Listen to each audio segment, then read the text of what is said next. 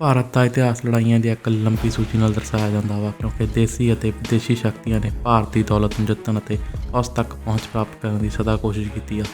ਇਸ ਵੀਡੀਓ ਦੇ ਵਿੱਚ ਮੈਂ 5 ਲੜਾਈਆਂ ਤੇ ਕੁਝ ਚਾਨਣਾ ਪਾਉਣ ਦਾ ਫੈਸਲਾ ਕੀਤਾ ਹੈ, ਜਿਨ੍ਹਾਂ ਨੇ ਭਾਰਤੀ ਇਤਿਹਾਸ ਨੂੰ ਹਮੇਸ਼ਾ ਲਈ ਬਦਲ ਦਿੱਤਾ ਅਤੇ ਹੋਰ ਤਾਜ਼ੀਆਂ ਤੇ ਨਵੀਆਂ ਲੜਾਈਆਂ 'ਤੇ ਧਿਆਨ ਕੇਂਦਰਿਤ ਕੀਤਾ। ਤੇ ਨਾਲ ਦੀ ਨਾਲ ਮੈਂ ਇੱਕ ਗਰੰਟੀ ਵੀ ਲੈਂਦਾ ਵਾ ਤੇ ਦੂਜੀ ਤੇ 5ਵੀਂ ਲੜਾਈ ਤਾਂ ਕਿਸੇ ਨੇ ਨਾਂ ਵੀ ਨਹੀਂ ਸੁਣਿਆ ਹੋਣਾ। ਤੁਸੀਂ ਨਵੇਂ ਹੋ ਤਾਂ ਫਟਾਫਟ ਚੈਨਲ ਨੂੰ ਸਬਸਕ੍ਰਾਈਬ ਕਰ ਦਿਓ ਤੇ ਨੋਟੀਫਿਕੇਸ਼ਨ ਬੈਲ ਦੱਬ ਕੇ ਆਲ 'ਤੇ ਕਲਿੱਕ ਕਰ ਦਿਓ ਤਾਂ ਜੋ ਨਵੀਂ ਵੀਡੀਓ ਸਭ ਤੋਂ ਪਹਿਲਾਂ ਤੁਹਾਡੇ ਤੱਕ ਪਹੁੰਚੇ। ਤੁਹਾਡੇ ਸਮੇਂ ਨੂੰ ਮਹੱਤਵਪੂਰਨ ਸਮਝਦੇ ਹੋਏ ਮੈਂ ਵੀਡੀਓ ਸ਼ੁਰੂ ਕਰਦਾ ਹਾਂ।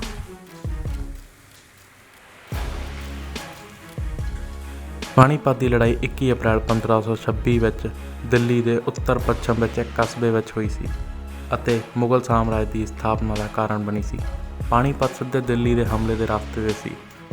ਮੁਗਲ ਸਾਮਰਾਜ ਦਾ ਬਾਨੀ ਬਾਬਰ ਆਪਣੀ ਜਵਾਨੀ ਦੇ ਸਾਹਸ ਦੇ ਕਾਰਨ ਇੱਕ ਕਮਾਲ ਦੀ ਸ਼ਖਸੀਅਤ ਸੀ, ਜਿਸ ਕਾਰਨ ਉਸਨੇ ਮੱਧ ਏਸ਼ੀਆ ਦੇ ਆਲੇ ਦੁਆਲੇ ਭਟਕਣ, ਰਾਜ ਜਿੱਤਣ ਅਤੇ ਹਾਰਨ ਵਿੱਚ ਆਪਣੀ ਜਵਾਨੀ ਨੂੰ ਬਿਤਾਇਆ। ਉਸਨੇ ਆਪਣੀ ਜ਼ਿੰਦਗੀ ਦੇ ਕਾਰਨਾਮਿਆਂ ਦਾ ਦਸਤਾਵੇਜ਼ੀਕਰਨ ਕੀਤਾ, ਜਿਸ ਕਾਰਨ ਹੀ ਸਾਨੂੰ ਇੱਕ ਮਹਾਨ ਸ਼ਾਸਕ ਦੇ ਅੰਦਰੂਨੀ ਵਿਚਾਰਾਂ ਜੋ ਬਹੁਤ ਰੇਅਰ ਨੇ ਬਾਰੇ ਪਤਾ ਲੱਗਿਆ।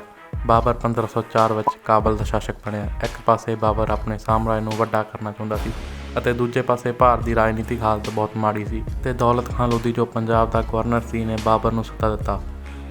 ਅੱਗੇ ਦੀ ਵੀਡੀਓ ਦੇਖਣ ਤੋਂ ਪਹਿਲਾਂ ਕਮੈਂਟ ਕਰੋ ਕਿ ਬਾਬਰ ਦਾ ਪੂਰਾ ਨਾਮ ਕੀ ਸੀ। ਸਹੀ ਨਾਮ ਲਿਖਣ ਵਾਲੇ ਨੂੰ ਹਾਰਟ+ ਲਾਈਕ ਮਿਲੂਗਾ। ਸੱਦਾ ਦੇਣ ਦਾ ਮੁੱਖ ਕਾਰਨ ਇਬਰਾਹਿਮ ਲੋਧੀ ਨਾਲ ਦੌਲਤ ਖਾਨ ਲੋਧੀ ਦੀ ਦੁਸ਼ਮਣੀ ਸੀ। ਇਸ ਟੌਪਿਕ 'ਤੇ ਹੋ ਸਕਿਆ ਤਾਂ ਵੀਡੀਓ ਜ਼ਰੂਰ ਬਣਾਵਾਂਗੇ। ਬਾਕੀ ਸੱਦਾ ਦੇਣ 'ਤੇ ਬਾਬਰ ਭਾਰਤ ਆਉਣ ਲਈ ਰਵਾਨਾ ਹੋਇਆ। ਸੱਦੇ ਵਿੱਚ ਲਿਖਿਆ ਸੀ ਕਿ ਹਿੰਦੁਸਤਾਨ ਦਾ ਇੱਕ ਵਧੀਆ ਪਹਿਲੂ ਇਹ ਹੈ ਕਿ ਇੱਥੇ ਬਹੁਤ ਸਾਰਾ ਸੋਨਾ ਹੈ ਅਤੇ ਪੈਸੇ ਵਾਲਾ ਇੱਕ ਵੱਡਾ ਦੇਸ਼ ਹੈ। ਇਸ ਗੱਲ ਤੋਂ ਬਾਅਦ ਬਾਬਰ ਨੇ ਤੁਰੰਤ ਹਮਲਾ ਕਰ ਦਿੱਤਾ। ਲੋਧੀ ਦੇ ਅਧੀਨ 30,000 ਤੋਂ 40,000 ਸਿਪਾਹੀਆਂ ਦੀ ਫੌਜ ਸੀ, ਜਦਕਿ ਬਾਬਰ ਦੇ ਕੋਲ ਲਗਭਗ 15,000 ਸੈਨਿਕਾਂ ਦੀ ਫੌਜ ਸੀ। ਇਹ ਬਾਬਰ ਦੀ ਫੌਜੀ ਟੁਕੜੀ ਨਹੀਂ ਸੀ। ਕਈ ਇਤਿਹਾਸਕਾਰਾਂ ਦਾ ਮੰਨਣਾ ਹੈ ਕਿ ਬਾਬਰ ਨੂੰ ਆਪਣੇ ਭਰਾਵਾਂ ਨਾਲ ਬਹੁਤ ਪਿਆਰ ਸੀ ਤੇ ਬਾਬਰ ਦਾ ਪਿਓ ਅਫਗਾਨਿਸਤਾਨ ਦਾ ਇੱਕ ਛੋਟਾ ਜਿਹਾ ਜਗੀਰਦਾਰ ਸੀ। ਬਾਬਰ ਦੇ ਪਿਓ ਤੋਂ ਬਾਅਦ ਬਾਬਰ ਦੇ ਭਰਾਵਾਂ ਨੇ ਉਸ ਨੂੰ ਬਿਨਾਂ ਕੁਝ ਸੱਦ ਦਿੱਤੇ ਘਰੋਂ ਕੱਢ ਦਿੱਤਾ, ਜਿਸ ਦੇ ਸਿੱਟੇ ਵਜੋਂ ਬਾਬਰ ਨੇ ਆਸੇ-ਪਾਸੇ ਦੇ ਇਲਾਕਿਆਂ 'ਤੇ ਲੁੱਟਮਾਰ ਕਰਨੀ ਸ਼ੁਰੂ ਕਰ ਦਿੱਤੀ ਅਤੇ ਆਪਣੇ ਕੁਝ ਸਾਥੀਆਂ ਨਾਲ ਇਹਨਾਂ ਲੁੱਟਾਂ-ਮਾਰਾਂ ਵਿੱਚ ਵਾਧਾ ਕੀਤਾ। ਇਹ ਮੇਰੇ ਖਿਆਲ ਨਾਲ ਮੈਂ ਆਫ ਟੌਪਿਕ ਚਲਾ ਗਿਆ। मेरे पास कोई अल्फाज नहीं है, मुझे माफ कर दे आप लोग सारे। ਇਬਰਾਹਿਮ ਲੋਧੀ ਦੀ ਫੌਜ ਮੂਹਰੇ ਚਾਹੇ ਬਾਬਰ ਦੀ ਫੌਜ ਬਹੁਤ ਛੋਟੀ ਸੀ, ਪਰ ਬਾਬਰ ਕੋਲ ਇੱਕ ਗੁਪਤ ਹਥਿਆਰ ਸੀ। ਉਹ ਸੀ ਉਸ ਦੀ ਤੋਪ ਤੇ ਇੱਕ ਪਾਸੇ ਭਾਰਤੀ ਫੌਜ ਇਸ ਗੱਲ ਤੋਂ ਅਣਜਾਣ ਸੀ ਕਿ ਤੋਪ ਹੁੰਦੀ ਕੀ ਆ, ਤੋਪ ਦੇ ਸਾਹਮਣੇ ਬੰਦੇ ਕਿਵੇਂ ਟਿਕਦੇ। ਇਸ ਲਈ ਇਸ ਯੁੱਧ ਨੂੰ ਤੋਪਾਂ ਦਾ ਯੁੱਧ ਵੀ ਕਿਹਾ ਜਾਂਦਾ ਵਾ। ਇਸ ਤਰ੍ਹਾਂ ਮੁਗਲ ਸਾਮਰਾਜ ਅਗਲੇ 300 ਸਾਲਾਂ ਲਈ ਦੱਖਣੀ ਏਸ਼ੀਆ ਦਾ ਪ੍ਰਮੁੱਖ ਖਿਡਾਰੀ ਸਥਾਪਿਤ ਹੋਇਆ। ਇੱਕ ਬਹੁਤ ਮਸ਼ਹੂਰ ਲਾਈਨ ਹੈ ਕਿ 21 ਅਪ੍ਰੈਲ 1526 ਦਾ ਸੂਰਜ ਇਬਰਾਹਿਮ ਲੋਧੀ ਦੇ ਨਾਮ 'ਤੇ ਸੀ ਤੇ ਚੰਦ ਬਾਬਰ ਦੇ ਨਾਮ 'ਤੇ। ਉਹੀ ਦਿੱਲੀ ਸਲਤਨਤ ਜਿਸ ਨੂੰ ਬਾਬਰ ਨੇ ਹਰਾਇਆ ਸੀ, ਉਹ ਆਪਣੇ ਆਪ ਵਿੱਚ ਇੱਕ ਅਸਫਲ ਸਾਮਰਾਜ ਸੀ ਜੋ ਟੁੱਟਣ ਵਾਲੇ ਰਾਜਾਂ ਅਤੇ ਹਿੰਦੂਆਂ ਨਾਲ ਮਾੜੇ ਸੰਬੰਧਾਂ ਦਾ ਸ਼ਿਕਾਰ ਸੀ। 14ਵੀਂ ਸਦੀ ਵਿੱਚ ਦੱਖਣ ਭਾਰਤ ਵਿੱਚ ਸਲਤਨਤ ਦੇ ਵਿਸਤਾਰ ਦੀ ਕੋਸ਼ਿਸ਼ ਤੇਜ਼ੀ ਨਾਲ ਅਸਫਲ ਹੋ ਗਈ, ਪਰ ਇਸ ਤੋਂ ਪਹਿਲਾਂ ਹਿੰਦੂ ਵਿਜੇਨਗਰ ਸਾਮਰਾਜ ਦੇ ਟੁੱਟਣ ਵਾਲੀ ਬਾਹਮਣੀ ਸਲਤਨਤ ਦੇ ਉਭਾਰ ਵੱਲ ਅਗਵਾਈ ਨਹੀਂ ਕੀਤੀ ਗਈ, ਜੋ ਬਾਅਦ ਵਿੱਚ 5 ਲੜਾਕੂ ਦੱਖਣ ਸਲਤਨਤ ਵਿੱਚ ਵੰਡੀ ਗਈ। ਵਿਜੇਨਗਰ ਦੱਖਣੀ ਭਾਰਤ ਵਿੱਚ ਉਸ ਸਮੇਂ ਸਭ ਤੋਂ ਵੱਡਾ, ਸਭ ਤੋਂ ਵਧੀਆ ਸੰਗਠਿਤ ਅਤੇ ਸਭ ਤੋਂ ਵੱਧ ਫੌਜ ਵਾਲਾ ਹਿੰਦੂ ਰਾਜ ਸੀ, ਜੋ ਭਾਰਤ ਵਿੱਚ ਡੂੰਘੇ ਇਸਲਾਮੀ ਘੁਸਪੈਠ ਦੇ ਸਿੱਧੇ ਜਵਾਬ ਵਿੱਚ ਬਣਾਇਆ ਗਿਆ ਸੀ।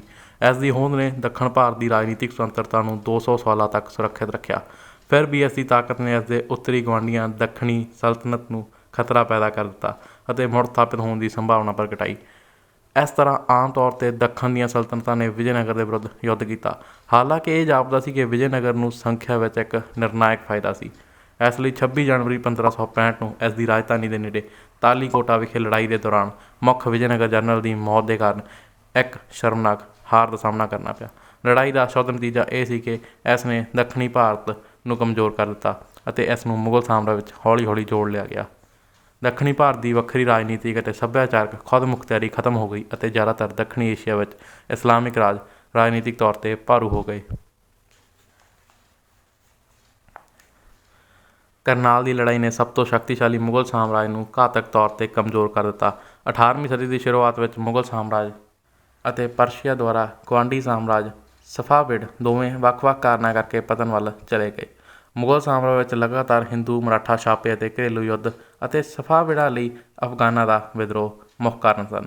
ਇਸ ਹਫੜਾ ਦਫੜੀ ਵਿੱਚ ਇੱਕ ਸੂਰਵੀਰ ਬਾਦਸ਼ਾਹ ਨਾਦਰ ਸ਼ਾਹ ਪੈਦਾ ਹੋਇਆ, ਨਾਦਰ ਸ਼ਾਹ ਨੇ ਪਰਸ਼ੀਆ ਨੂੰ ਸਥਿਰ ਕੀਤਾ ਅਤੇ ਉਸ ਅਰਾਜਕਤਾ ਨੂੰ ਖਤਮ ਕੀਤਾ ਜਿਸ ਨੇ ਉਸ ਰਾਜ ਨੂੰ 2 ਦਹਾਕਿਆਂ ਤੋਂ ਘੇਰਿਆ ਹੋਇਆ ਸੀ। ਹਾਲਾਂਕਿ ਉਸ ਦਾ ਖਾਨਦਾਨ ਨਵਾਂ ਸੀ ਅਤੇ ਉਸ ਨੂੰ ਜਾਇਦਾਦਾਂ ਅਤੇ ਦੌਲਤ ਦੀ ਲੋੜ ਸੀ। ਇਸ ਦੌਰਾਨ ਮੁਗਲ ਬਾਦਸ਼ਾਹ ਮੁਹੰਮਦ ਸ਼ਾਹ ਆਯੂਬ ਸੀ। ਇੱਕ ਮਾਮੂਲੀ ਬਹਾਨੇ ਦੀ ਵਰਤੋਂ ਕਰਕੇ ਨਾਦਰ ਸ਼ਾਹ ਨੇ 1738 ਵਿੱਚ ਮੁਗਲ ਸਾਮਰਾਜ 'ਤੇ ਹਮਲਾ ਕਰ ਦਿੱਤਾ। ਇਸ ਦੇ ਪੱਛਮੀ ਇਲਾਕਿਆਂ ਯਾਨੀ ਕਿ ਕਾਬਲ, ਪੇਸ਼ਾਵਰ, ਲਾਹੌਰ ਆਦਿ ਉੱਤੇ ਕਬਜ਼ਾ ਕਰ ਲਿਆ ਗਿਆ ਅਤੇ 24 ਫਰਵਰੀ 1739 ਨੂੰ ਦਿੱਲੀ ਦੇ ਨੇੜੇ ਕਰਨਾਲ ਵਿੱਚ ਮੁਗਲ ਫੌਜਾਂ ਨਾਲ ਮੁਲਾਕਾਤ ਕੀਤੀ।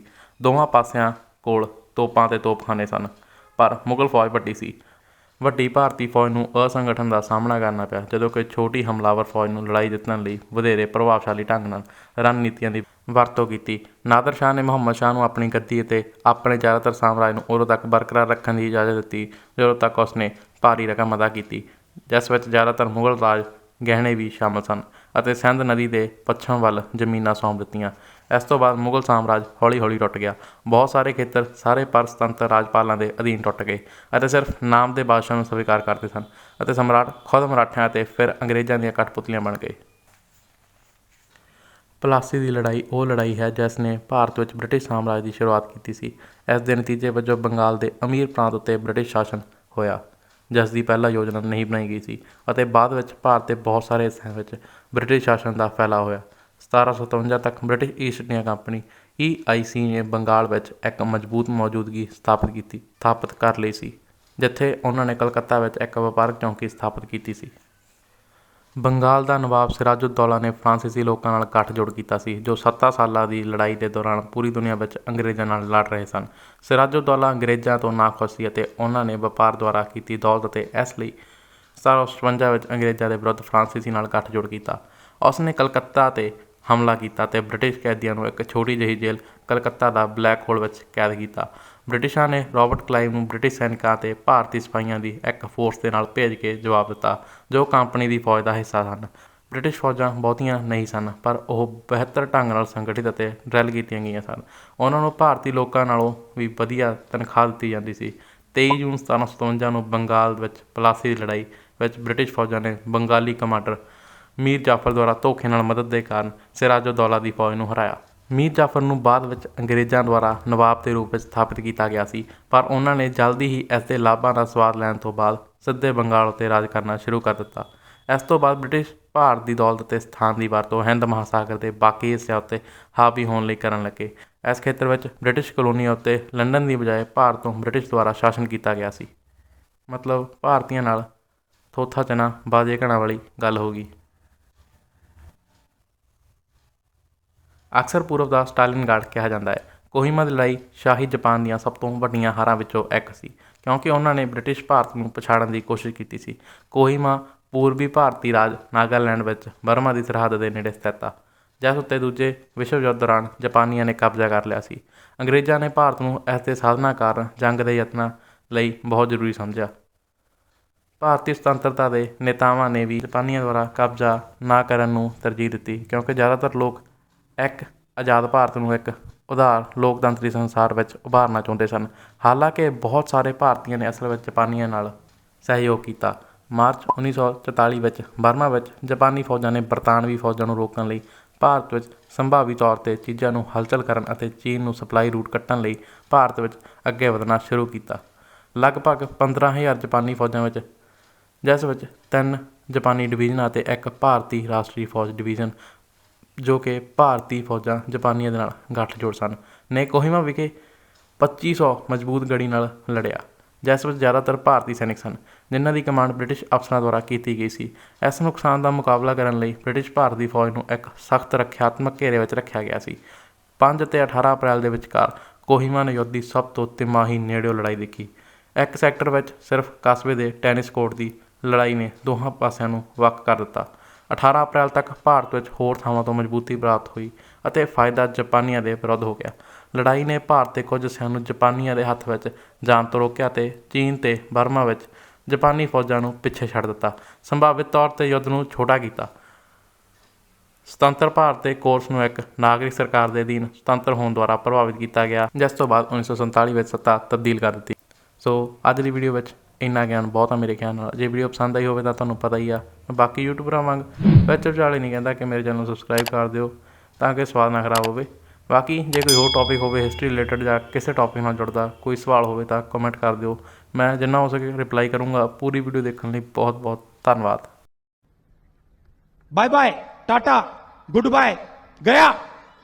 रोग है लगा हुआ जो लिखता हर बात पे, मिलूंगा मैं मरा हुआ नशेड़ियों के साथ में, उस रात में मौजूद था जो तेरा है वजूद।